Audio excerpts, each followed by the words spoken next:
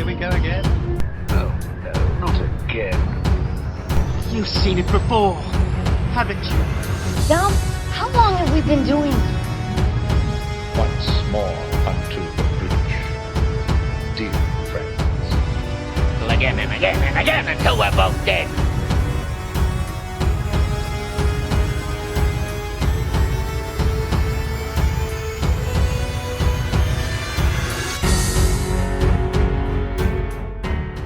Hello and welcome to You've Seen It Before, movie reviews, a connection to the mind. Birds of Prey and the Fantabulous Emancipation of One Harley Quinn was directed by Cathy Yan and is the next installment in the Worlds of DC universe, is a spin-off of 2016 Suicide Squad, which means once again this movie stars Margot Robbie as Harley Quinn, who has recently broken up with Mr. J, the Joker, and is striking out on her own. But of course that means that now that she's no longer under the protection of the Joker's, she is now finding herself the target of numerous assassination attempts, and she is now forced to group together a band of other similarly placed women in Gotham City in order to survive and to show these men who's boss. Now, this video review will contain spoilers later on in the review. I'll be giving my spoiler-free thoughts of Birds of Prey first up, and then I'll do my spoiler thoughts later. But just so you know, going into this, there will be spoilers later on in the review. I will give a warning after that. But with this in mind, let's get into some spoiler-free thoughts of Birds of Prey. What I think of the movie. Is it a good movie at all? Is it worth seeing in the theaters? I would say yes, yes, and yes. My gosh, this is such a fun movie, I gotta say. Coming out of Suicide Squad, this is coming from a guy who, full disclosure, doesn't think Suicide Squad is a terrible movie by any means. I think it's definitely a messy film, but I think the two best parts of that movie, Suicide Squad, were Will Smith as Deadshot and Margot Robbie as Harley Quinn, and she is once again the best part of this movie. My gosh, she knocks it out of the park with that either that giant mallet or a aluminum bat every single time. Every time she's on screen, she just exudes confidence in herself in this role of Harley Quinn. Never does she seem not like a real character to me, and she's just a riot to be around. Not only just on screen, but also because this is being narrated by Harley Quinn throughout most of the movie, her narrations are also equally hilarious. She is very much an unreliable narrator on a lot of these things, but she's just so much fun to have in this movie. And while this movie does feature the other Birds of Prey, namely Huntress, Black Canary, Renee Montoya, they're all in this movie. They're all doing great jobs, but this really is Harley Quinn's movie, and rightly so. She does a great job in this, and this movie is great not just for seeing Margot Robbie as Harley Quinn again on screen, but my gosh, the cinematography, the production design. This movie is gorgeous. I mean, the way they shoot these scenes. I give high praise to a scene in a fun house. Also a scene with in a police station. I mean, the way this movie shot, it doesn't use slow-mo gratuitously. It uses color to its full advantage. I think if you'll notice, Harley Quinn's hair, she's got the red and pink highlights in her hair, and they use not red and pink, pink and blue, I'm sorry, pink and blue highlights in her hair, and you see pink and blue colors throughout, in various scenes throughout the movie, when it's appropriate, and the way they integrate that in there is seamless, and it looks amazing. And the way they shoot the action, it's not quite on par with something like a John Wick, in my opinion, but it's still pretty darn good. And it's definitely a step up from some of the action that we've seen in the other DC properties thus far. And I gotta say, if you didn't like Suicide Squad going in, and plenty of people didn't, didn't like it. Let me tell you, I feel like this movie actually fixes a bunch of the mistakes that Suicide Squad made. First of all, that a lot of the problems with Suicide Squad can be pinpointed within the first 10 minutes or so, especially with how they introduce characters, rapid fire style, rapid change of jukebox dad rock hits or whatever, and they don't really sync anything. They got those infographics on screen for each character, and it's kind of loud and annoying. It doesn't really do anything. They do. There are a bunch of infographics on screen.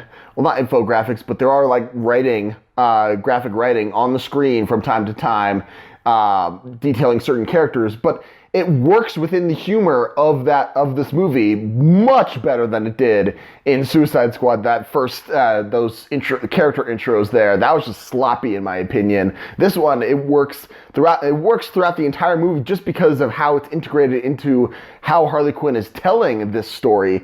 And also, if you liked all the songs in Suicide Squad but didn't like how they were kind of rapid fire and didn't really add anything to the story, they were just kind of like, oh hey, Guardians of the Galaxy put a whole bunch of classic rock hits into their movie, let's just do that as well. Well, I'm happy to say that Birds of Prey has a whole bunch of great classic rock songs, covers of great classic rock songs, specifically Pat Benatar. Hit Me With Her Best Shot does it has a really good slowed down cover version of that, in my opinion. And it used them much more effectively in this movie. Though I will say there are a couple instances where it doesn't fit quite as seamlessly. It does still kind of fall into that trap, but it's way less than Suicide Squad, in my opinion. So if that turned you off of Suicide Squad, then I think you'll like it better in Birds of Prey. And other than that, the way this isn't a spoiler by any means. The way this story is told is that it's basically Harley narrating the story, presumably from the future, and she's looking back on this story as it happens. And when she's telling it, she'll come to a scene, and then she'll come to a character, and then the movie will rewind and tell the backstory of a character, or rewind and tell the story of where this character was at a different point from when this other part of the movie is, and so on and so forth. And it does this, it works quite well, though there are a couple scenes, especially during the end of the second act, most of the third act, that it uses that a couple of times, and it doesn't necessarily work as well as it did in the beginning of the movie. And that's really my only knock on Birds of Prey. This is just a fun movie. And even if you're not a fan of the Harley Quinn storyline of Joker, and you just want to have a good time with the fact that in the world of DC, the fact that they're in Gotham, and you just want to have fun with these characters. And Margot Robbie works quite well with the other Birds of Prey, like I said, Huntress, Black Canary, Renee Montoya, and the girl Cassandra Cain. I think she's like 12 years old or something in there. It is a fun ensemble piece in that regard, but really, it's all about, if you liked Margot Robbie as Harley Quinn in Suicide Squad, if you agree that she was one of the better parts of that movie, you're going to get a kick out of her here, and you're just going to love this movie. Just for her and the cinematography alone, it's definitely worth seeing, and especially in the theaters, if you can. If I was going to give Birds of Prey and the Fantabulous Emancipation of Harley Quinn a letter grade, I would give it a solid A-. Again, there are some things in there that it wasn't quite as strong as it could have been. But overall, this is just a fun movie, and I'm looking forward to adding it to my collection once it comes out on physical media as well. So those are my main thoughts on spoiler-free thoughts on Birds of Prey. Now let's get into some spoiler-filled analysis of Birds of Prey as to certain plot developments and character arcs that may have seemed familiar to you and where you may have seen them before. There's only a couple things that I wanted to illuminate in this, mainly, like I said before, Suicide Squad. if you've seen Suicide Squad with the way the infographics revealing things about the character, putting in little humorous bits about that character in there. That's repeated again in Birds of Prey. It's kind of, I mean, it's referencing that, but it's also because this is a spinoff. It's not beholden to whatever the heck that was going on in Suicide Squad there.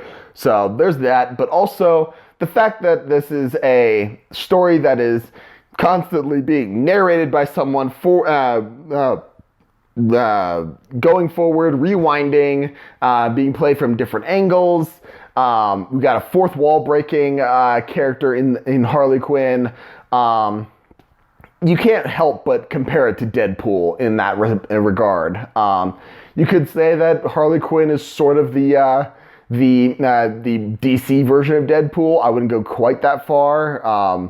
Maybe she is in the comics. I'm not a huge comics expert. Maybe she's more like that in comics lore, but in this, in the way she's presented in this movie, you can't help but compare it to Deadpool. And that's not a knock on this movie or Deadpool for that matter. Other movies have done that before, but this is also one that that has that thing, right down to the fact that the end credit scene for both Deadpool and Birds of Prey feature a nod to the audience of, "You're still here?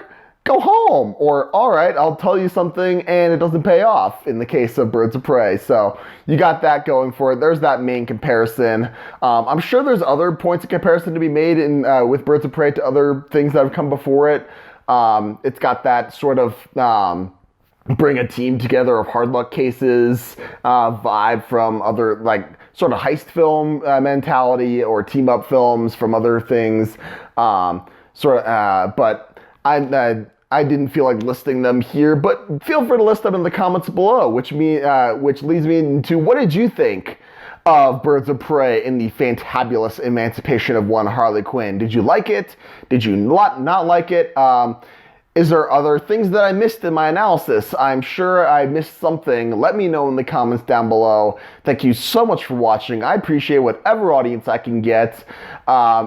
If you liked what you saw in my channel, either this video or any other video on my channel, please give me a like, share, and especially subscribe. My goal for 2020 for my channel this year is to hopefully get up to 100 subscribers so that I can finally qualify to get a more compact URL. That would make my life so much easier. It might make it easier to find for people.